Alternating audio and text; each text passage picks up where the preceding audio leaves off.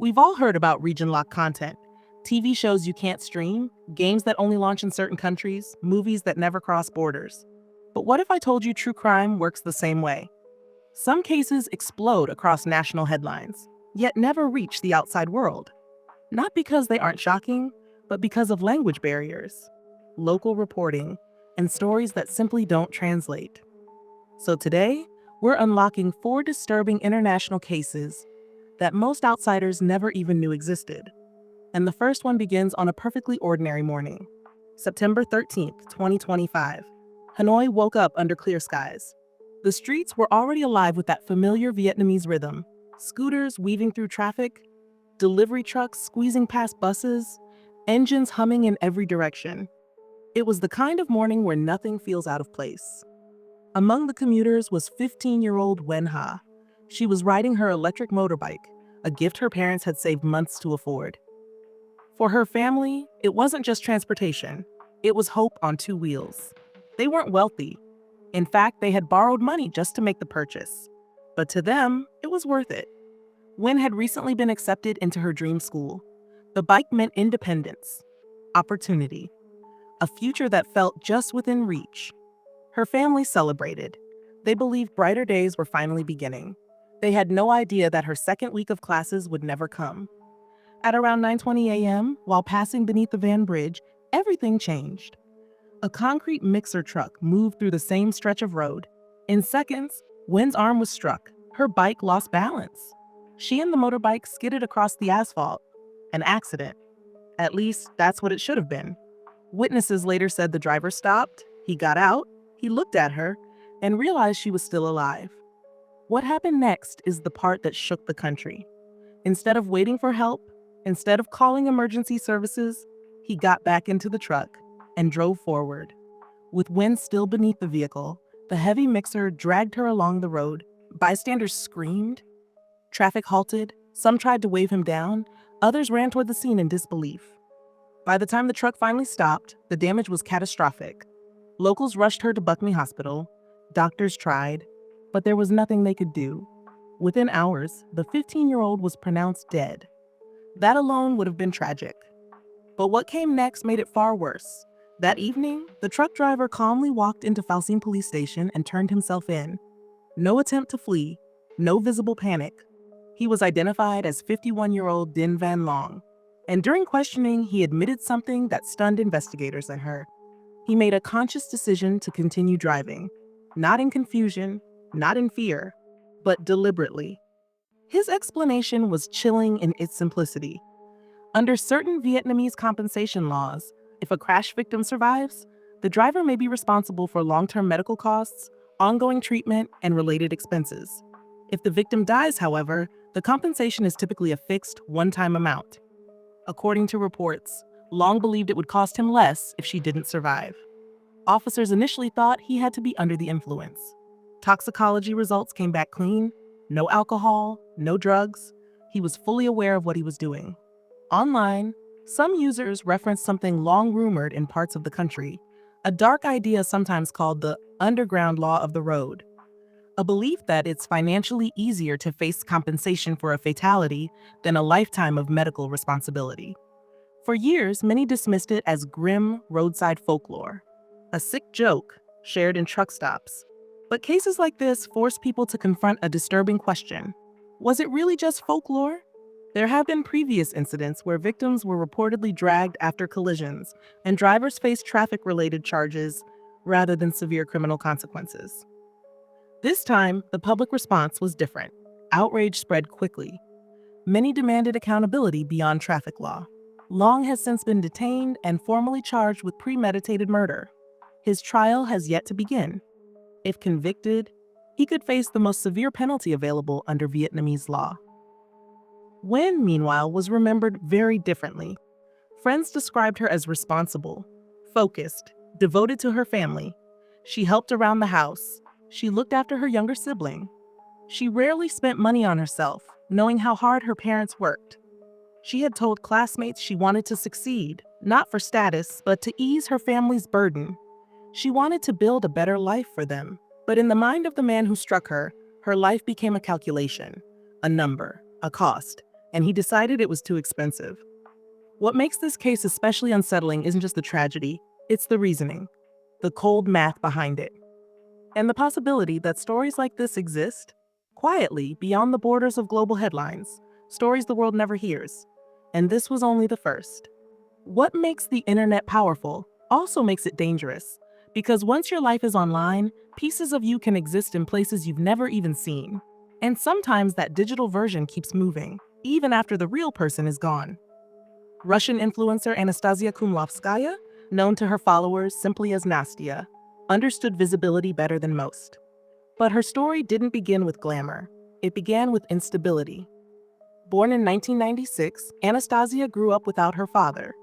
For years, she and her mother struggled to get by. At one point, they were technically homeless, sharing a single bed in a cramped hostel room. Everything felt temporary. When her mother relocated for work, Anastasia was sent to live with her paternal grandmother. It was there that something changed. Her grandmother noticed her artistic spark early on. She encouraged it, bought her paints, supported her creativity, and at just 15 years old, controversially accompanied her to get her first tattoo. That moment became a turning point.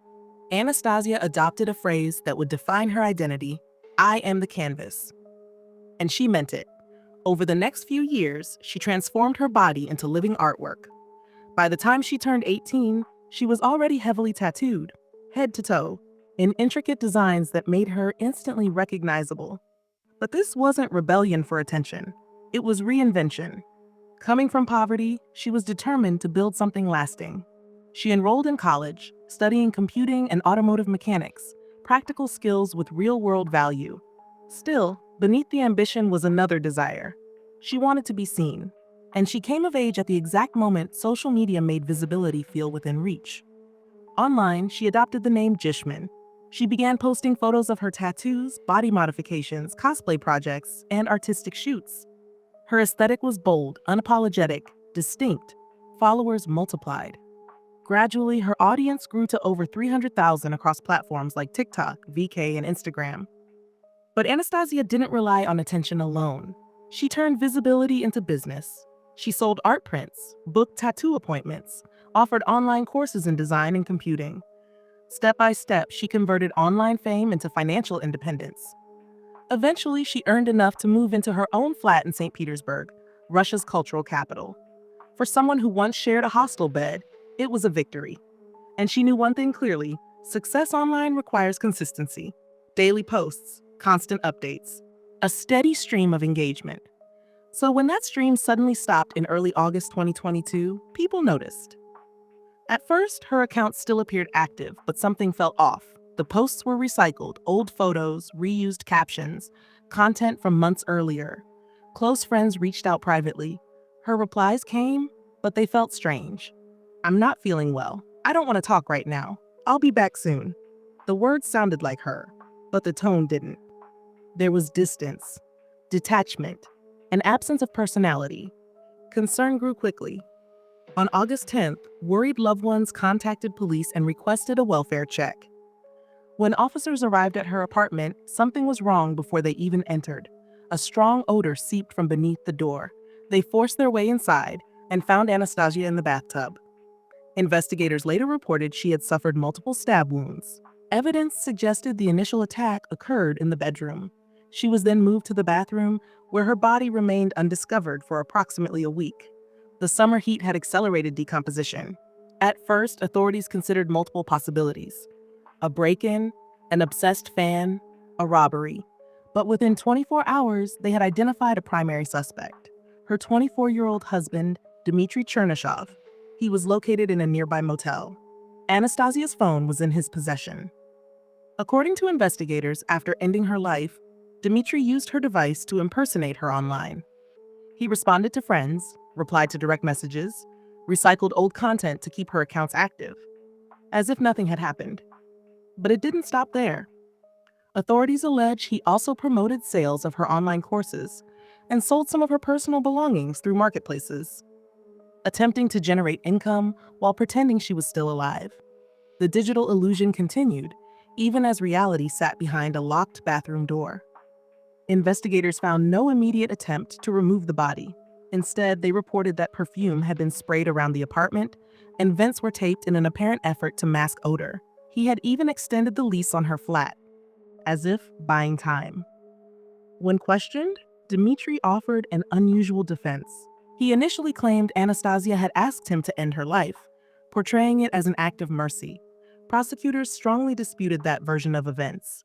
They suggested motives rooted in jealousy, financial dependency, and control. According to reports, Dmitry had previously been involved in adult content production, earning income through collaborations with former partners.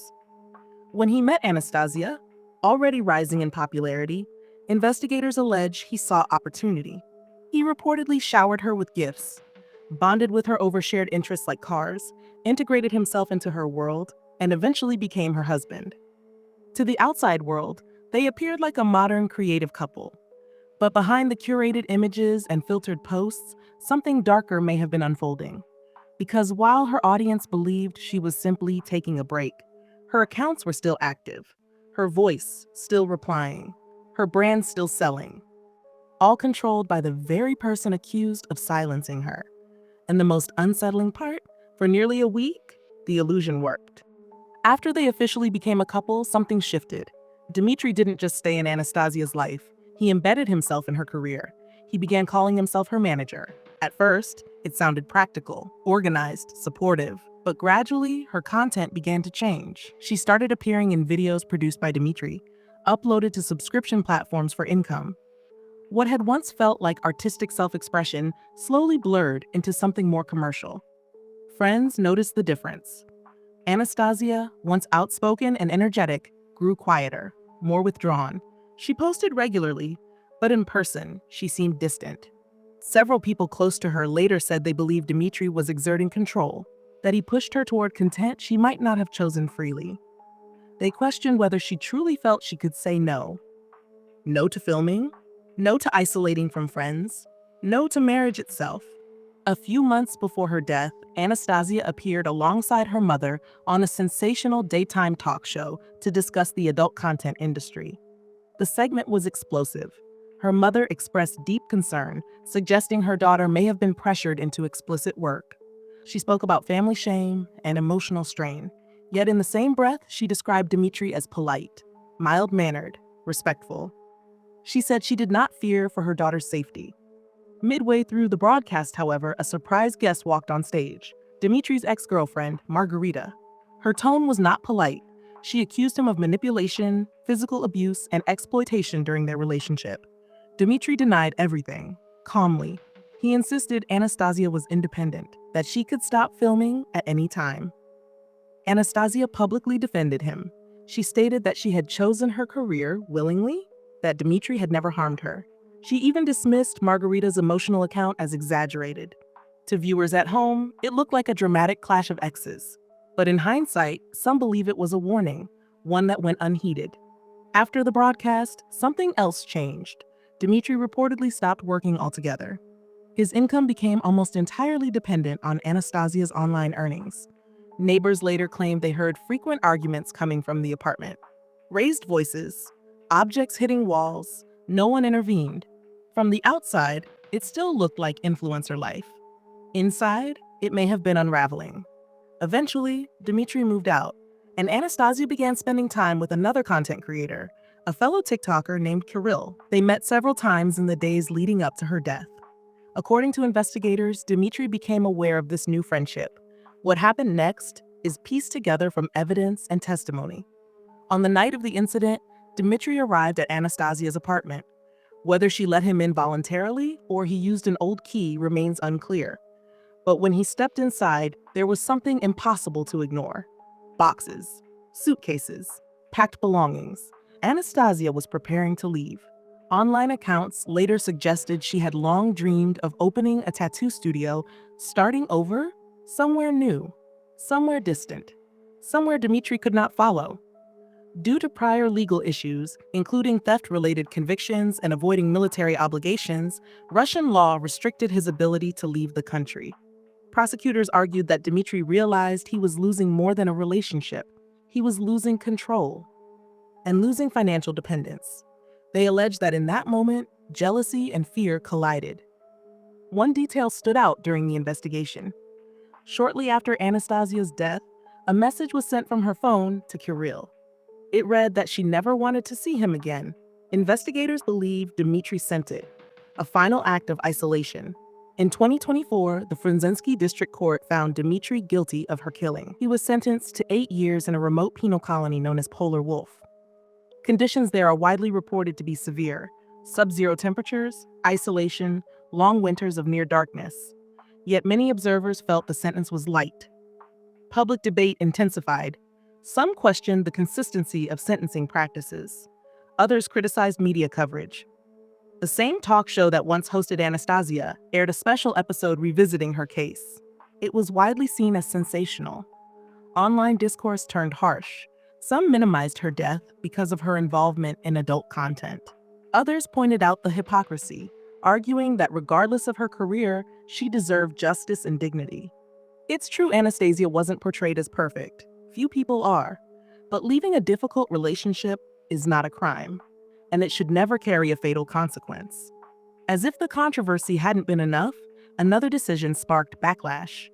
Anastasia's funeral was filmed by media crews. Reports indicated that access was granted in exchange for payment. Comment sections erupted. Some claimed that even in death, her image continued to generate income. Her life had been content. Her absence became content. And for many, that felt like the final indignity.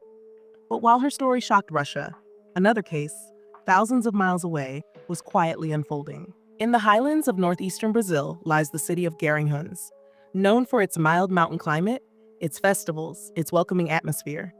To outsiders, it feels traditional, peaceful, almost wholesome. But behind one unremarkable doorway in that city, a group believed they were carrying out a mission. They claimed they were saving the world, and they believed it required human sacrifice. At the center of the Brazilian case was a man named Jorge Beltrão Negromonte da Silveira. On paper, he was a former philosophy student and martial arts instructor. In reality, his history was far darker. Years earlier, he had been accused in the death of a 17-year-old named Luciano Silva. The case never led to a conviction due to insufficient evidence. Not long after, he was accused of attacking his own mother following a dispute involving stolen money. Those incidents alone painted a troubling picture. But they were only the beginning.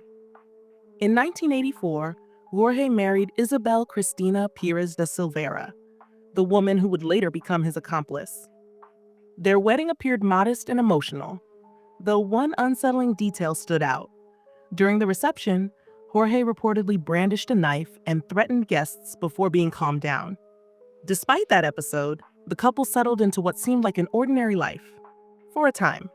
Then, in 1986, Jorge became involved with a 16-year-old named Bruna Cristina Oliveira da Silva. Instead of secrecy, the relationship evolved into something else entirely. A 3-person household. Some described it as unconventional. Others called it what it appeared to be: a small cult centered around Jorge's increasingly extreme beliefs. Over time, he began claiming he had received messages from supernatural beings, an angel and a cherub, he said. According to him, they had assigned him a mission: to purify the world. He spoke about overpopulation, sin, corruption, and then he introduced something far more alarming. He told Isabel and Bruna that 4 sacrifices were required, each symbolizing one of the natural elements: air, earth, water, and fire. After that, he claimed, a portal would open and they would ascend to a higher plane of existence. As unbelievable as it sounds, they believed him. Together, the trio formed what they referred to as the cartel. Their first known victim was 17-year-old single mother Jessica Camila da Silva Pereira. In 2008, she was homeless and struggling to support her infant daughter. The group offered her shelter and work. Instead, investigators say she was attacked inside their home. Authorities later revealed that her life was taken in a ritualistic manner. Her remains were concealed, and evidence suggested the group engaged in acts of cannibalism as part of what they described as a purification process. One of the most disturbing details emerged later. Jessica's young daughter was kept alive, raised inside the same household. To neighbors, the trio appeared unusual but harmless. They supported themselves by selling savory pastries at local markets. Customers had no idea what was happening behind closed doors. In February 2012, a 31-year-old woman named Giselda Helena da Silva disappeared. Weeks later, on March 15th, 20-year-old Alexandra da Silva Falcão also vanished. Both had last been seen entering the group's home. Authorities later determined they met similar fates to Jessica. The trio had already identified a fourth intended target, but they would not get the chance. After the final disappearance, neighbors began noticing strange signs: unusual odors, constant incense burning, a small child who never seemed to attend school. The real breakthrough came when Giselda's family reported her missing. Witnesses placed her at the residence. CCTV footage showed members of the group using her bank cards shortly after her disappearance. On April 9, 2012, police searched the property. What they discovered unraveled everything. Jessica's daughter, now 5 years old, told investigators she had witnessed violent acts inside the home. Behind the residence in a shallow grave, authorities uncovered human remains later identified as two of the missing women. Jorge, Isabel, and Bruna were arrested immediately. The following day, enraged locals gathered outside the property and set the house on fire.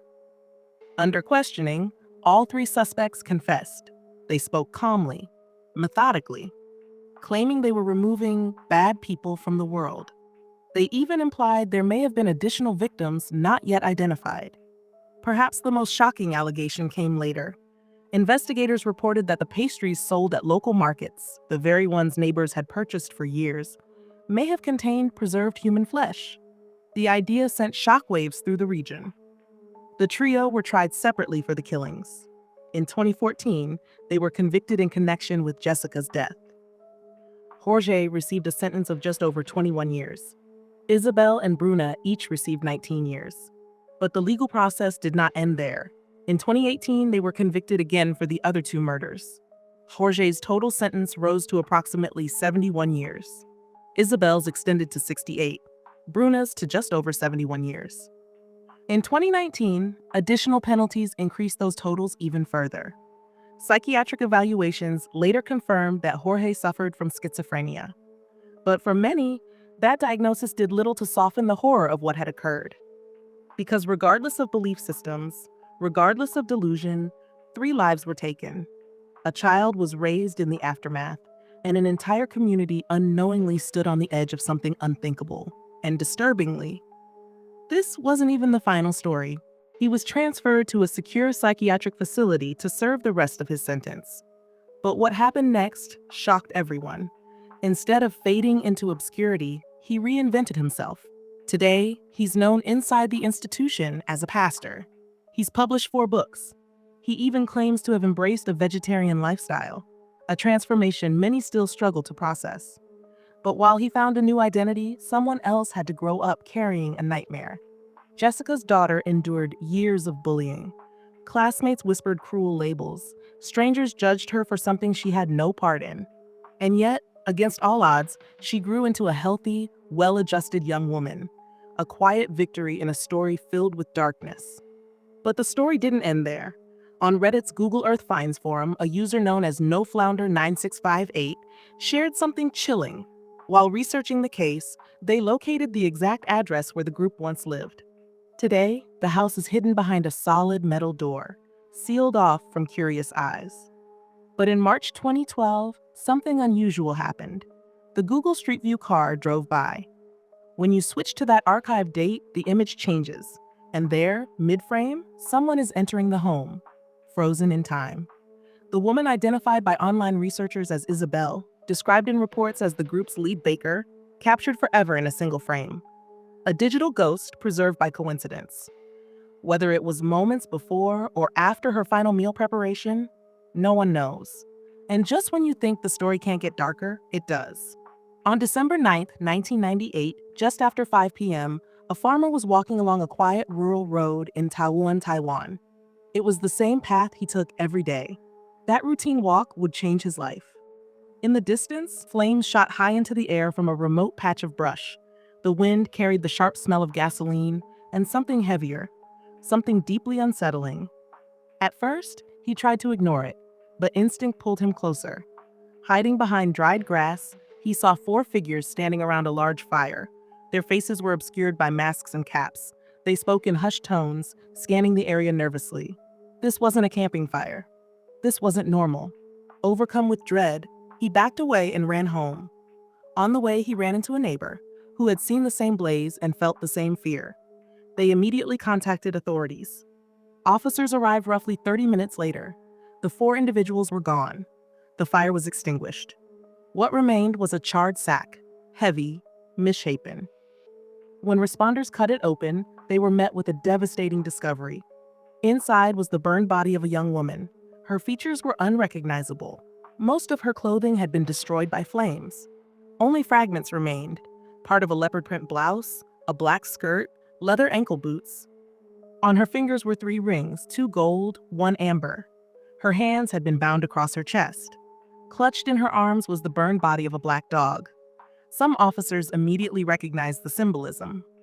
In certain local folk traditions, black dog blood is believed to protect against restless spirits, to prevent them from returning. But this ritual hadn't erased what happened. The forensic examination determined her cause of death to be mechanical asphyxiation. She had likely died within the previous 24 to 48 hours. Approximately 165 centimeters tall, estimated age between 25 and 30, slim build, excellent dental health, a 5-centimeter scar on her left wrist. Detectives combed through missing person reports. No match. The case was shared through newspapers and television. Still, no one came forward. With no surveillance footage and eyewitnesses unable to identify faces, the investigation stalled. The woman was buried under a simple name, unidentified female, Fadan Road Section 4. For 20 years, that was her identity. Until May 2019. A phone rang at a local police station. "I can't take it anymore," a trembling voice said. "She's been haunting me for months. I need to tell you the truth about a murder from years ago." The caller identified himself as Yi Hao. He claimed the unidentified woman was actually Xia Wen, a 17-year-old of mixed Taiwanese and Japanese heritage who had worked at a betel nut shop on Zhangpin Road. When asked how he knew, Yi Hao said he had once been friends with the shop owners, a couple known locally as Little Pan and Ani, along with their associates Chang Bi and Baby. In December 1998, he said, he discovered the group holding Xia Wen against her will. He was only 15 at the time, too afraid to report it. Years passed. Silence hardened into guilt. Then, half a year before the call, he reconnected with one of them, Baby. While drinking together, he asked what had happened to the girl. Her response was disturbingly calm. She was burned. After that night, Yi Hao said the nightmares began.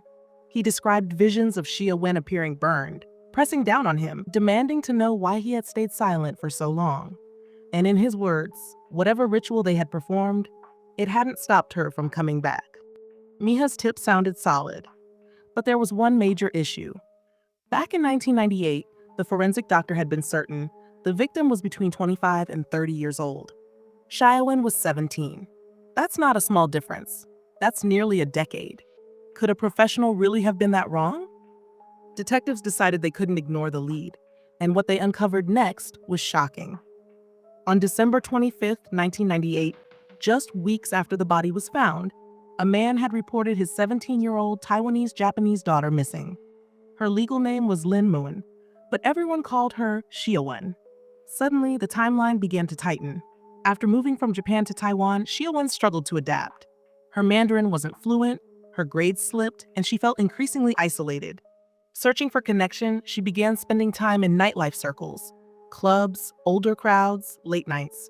At home, tensions escalated. Her father later admitted their relationship had become strained, even volatile at times. By 1996, she left school and relocated north to Pingchan. But here's what stands out. Even after leaving home, she still called her father weekly, until she didn't. 2 weeks of silence in 1998 prompted him to file a missing person report. The name, the age, her mixed heritage, the district, the timing, everything aligned with Yi Hao's confession, which raised a painful question.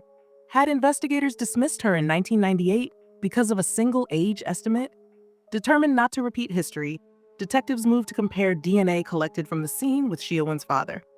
That's when things went from bad to worse. The evidence boxes from 1998 had reportedly been discarded. No samples, no comparison, no proof. So they prepared for the unthinkable: exhumation. Except no one had recorded her exact burial location. The cemetery had since been redeveloped. The workers who handled the burial had passed away. For a moment, it looked like the case would slip through their fingers again. Yihao's story was compelling, but without physical evidence, it was still just a story. Then, by pure chance, a breakthrough. The forensics office discovered that the 1998 and 1999 evidence boxes had been mislabeled years ago, which meant one thing: the DNA had never been destroyed. When tested against Xiaowen's father, the result was definitive, an exact match. The unidentified woman from Fedan Road was 17-year-old Xiaowen. After 20 years, she finally had her name back. With the victim identified and a living witness on record, authorities moved in. Of the 4 suspects Yihao had named, 3 were still in Taiwan: Little Pan, Ani, and Baby. The 4th, Changbi, had fled overseas years earlier. Investigators faced a dilemma. Arresting the 3 locally could alert Changbi permanently. They waited for nearly a year. In the end, they decided justice for 3 was better than justice for none. By then, all 3 were living quiet, seemingly ordinary lives in separate cities. Families, neighbors, normal routines. Until one day, 3 separate police units moved simultaneously. They were detained and transported back to Fedan Road Section 4, back to where it had all ended. Standing at the site, an officer asked a single question: "Do you know who was burned here 20 years ago?" What happened next stunned everyone. Instead of denying it, instead of blaming one another, all 3 dropped to their knees and began apologizing to Xiaowen. From there, the truth unraveled. After running away at 15, Xiaowen found herself working at a betel nut shop run by Little Pan, his partner Ani, their associate Changbi, and a younger girl nicknamed Baby. Little Pan was the unofficial leader, charismatic, controlling. He took an interest in Xiaowen almost immediately. She was energetic, eager to belong, desperate for stability. Soon he offered her a job as a betel nut beauty, a controversial sales role where young women would attract customers by sitting visibly near storefront windows. She quickly became popular among customers, who gave her the nickname Cherry Blossom Girl, referencing her heritage. For the first time in months, she felt wanted. She grew especially close to Ani. They laughed together, shared meals, talked late into the night. It felt like family. But underneath the smiles, resentment brewed. Jealousy, insecurity, competition. Annie began suspecting Xiaowen had feelings for Changbi. There was just one problem. So did Baby. Rumors spread, tension escalated, and eventually it turned violent. With help from others, Baby confronted Xiaowen. She was restrained, assaulted, and her head was shaved. Humiliated and devastated, Xiaowen called her father through tears, asking for money to buy a wig. Instead of comfort, she received criticism. He didn't know it would be the last time he'd ever hear her voice. Then came December 6th, 1998. Little Pan announced that money was missing from the register. Someone, he claimed, was stealing, and he already had a suspect in mind. Baby didn't hesitate. She pointed straight at Xiaowen. "She's the one stealing," she claimed, accusing the 17-year-old of using shop money to buy jewelry and wigs. And in Little Pan's unstable, drug-fueled mindset, it made sense. Without verifying anything, he dragged Xiaowen upstairs to a room above the shop. He tied her up, locked the door, and what followed would last 72 hours. From that moment on, Pan declared her the store's punching bag. Anyone in a bad mood, he said, could go upstairs and take it out on her. And they did.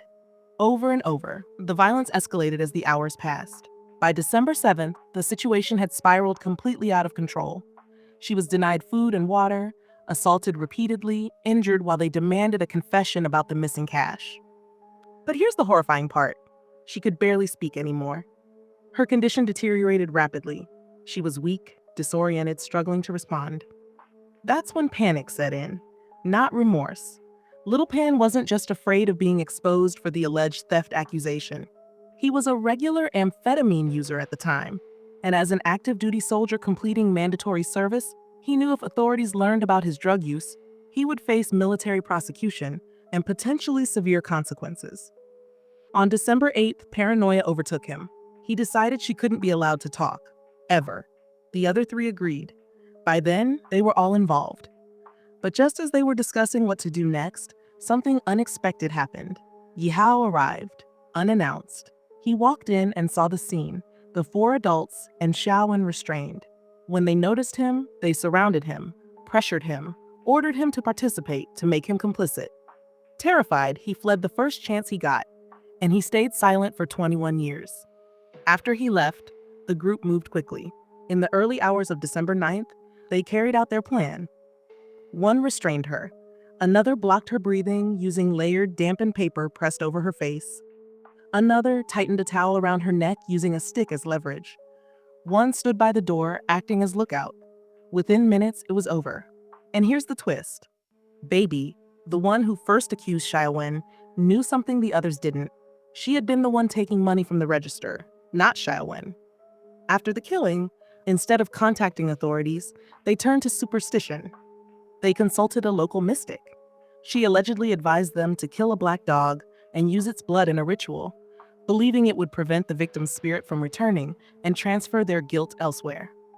They followed that advice. Then they transported the body to a remote stretch of Fudan Road and set the fire. The shop was dissolved. The group scattered. Contact was cut.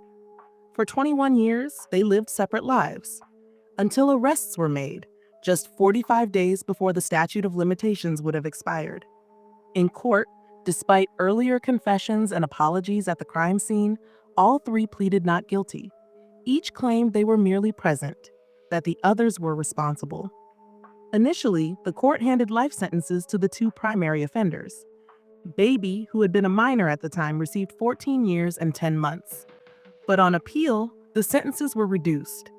The court cited their ages at the time and the possibility of rehabilitation. The main sentences were lowered to 14 years and 6 months. Baby's term was slightly reduced as well, according to reports. Meanwhile, Xiaowen's father received no compensation.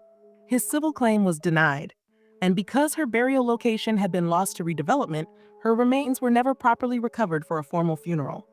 He later told reporters he regretted not being a better father. He believed if he had responded differently during their final phone call, she might still be alive. He passed away in 2023, carrying both anger and guilt. Think about this. If investigators hadn't relied so heavily on an age estimate, this case might have been solved decades earlier. If a frightened teenager had felt safe enough to speak sooner, justice might have come faster. Instead, it took 21 years and a conscience that wouldn't let someone sleep for the truth to surface. Xiaowen finally has her name back, but whether she received justice is something many still debate. If this story moved you, stay with H2NS7 for more deep dives into cases that deserve to be remembered. Your time here helps keep stories like Xiaowen's alive and ensures they're never forgotten. Until the next one.